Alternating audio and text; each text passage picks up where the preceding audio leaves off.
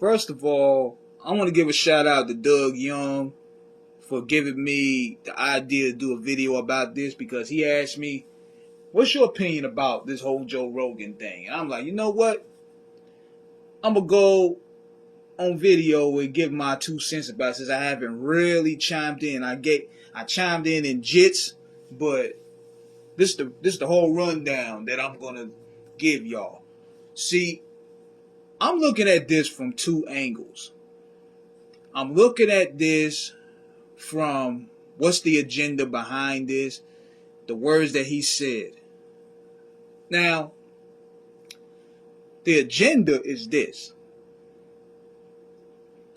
This dialogue of what he's been saying about black people when it came to him using the N-word and, talk about eugenics and stuff like that, and involving a lot of the outright people and conservatives and MAGA guys and conspiracy nuts. He's been doing this podcast thing for a long time now. I think it's over close to 7 to 8 years now.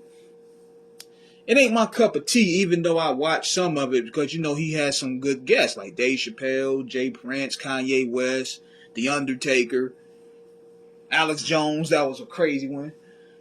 He has some pretty cool guests on the show, and with me being a student of the game, I want to learn what's intriguing about him and his audience, and how he draws an audience to where he got $100 million deal. So I was studying and observing that. Now, this is where it became agenda-based. It became agenda-based when he started inviting people on his platform that gives opposite alternatives to what the mainstream media have been talking about when it came to how to handle this pandemic and what is the cure for this pandemic if you don't want to be, juiced. So, all of a sudden, you start seeing people pulling out their catalogs and not wanting to stand with him. But yet, you didn't stand with him before when he had people on the show spreading so-called misinformation about black people. Now, that's one thing I didn't like. I didn't like the Planet of the Apes comparison. I ain't like that, but nobody said nothing about that. Nobody was putting pressure on him about that.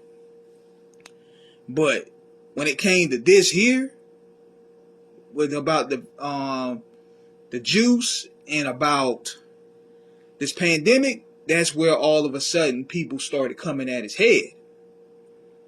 And that's where you got to look at the bigger picture. But yet, why nobody's trying to cancel Howard Stern? And Howard Stern has said much worse. Is it because he's a small hat, and is it because he's pro-juice? You got to look at things like that. He said way worse. And blatantly lied. Blatantly lied on national TV, talking about he never used the N-word. There's been many shows where he's used the N-word. With the GGER. Him and Robin. They've done it many times, but yet they brushed that under the rug. Soon as Howard started becoming more cozy with the liberal agenda. So, this is what I'm peeping though. And this is what is weird to me. And I'm starting to notice this within a trend.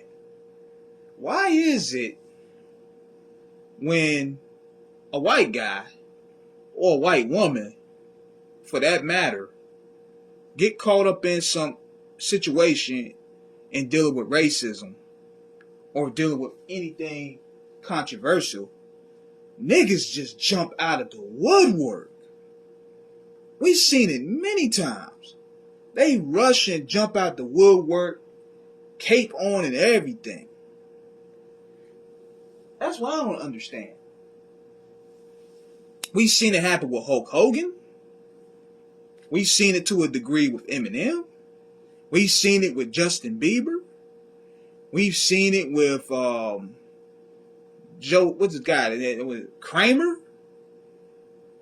Every time we've seen it with what's that woman name? Gwyneth Paltrow. Well, even Nas went out of bounds and defended her. Like, it's weird to me. Or for that matter, or even Madonna, when she said the N-word, niggas just jump out of the woodwork. They jump into the fire full with gasoline drawers to defend white people out the gate. And in this case here, you had all the people from Jay Prince, you had Darnell Rollins, you had this other UFC fighter. They just jumped out of the woodwork and defended him. And that made me not understand, like, what in the world is it with black people and why we jump out of bones? Because we never seen that type of energy when one of us is being attacked. Why didn't these niggas jump out and defend Ice Cube on that level? When Ice Cube was trying to go and write down the plan for Black America, where were these niggas? None of them jumped out there to defend Cube. None of them went out there to defend Whoopi. None of them out there went to defend Nick Cannon. None of them defended Professor Griff. But yet, with white people though, everybody come out the woodwork. And I'm trying to understand where that logic come from. Even India.Arie backed up. And she was the one that made it racial. She was the one that made it racial when she presented the clips and the collage of Joe Rogan using the N-word, and all of a sudden, the Planet of the Apes analogy. Even Tyler Quali ain't jump out there like he usually does. And I'm thinking it's because there's a bag involved. There's either a bag involved, and in most cases, these people are not racist. I personally don't think Joe Rogan is a racist. I personally don't. But you got to have atonement for your actions. And here's what I would do. And Tariq Nasheed suggested this. If you're really sorry, donate some of that Spotify bread to these black grassroots organizations or these black media publications. Then we'll say you're sorry. Eminem checked in and donated instead of an apology. Make them dudes break bread. That's what I'm looking at. You get out of bounds and say something racial about black people, apology ain't good enough. You got to donate money to these HBCUs. You got to donate money to these black firms. You got to donate to these black grassroots organizations, these black media companies that's on the come up. I'll take a Joe Rogan donation. All these other black platforms, yeah.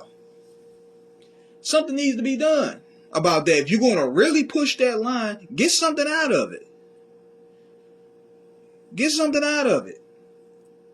But it just puzzles me that before a white dude could even answer, or a white person even answer and defend himself, you got 20 niggas already lined up defending him. And I don't understand that logic, because you don't never see them doing the same when one of us is attacked. I'm looking at it from two different agendas right there. I'm looking at it from the agenda of where if he's going to cancel him, he should have been canceled a long time ago because of what he's saying. But since they're focusing on him now because he's delivering all opposite alternatives to what the mainstream media is preaching, they're coming after him. But yet you want to rile us up by throwing India.Arie out there and make it racial now.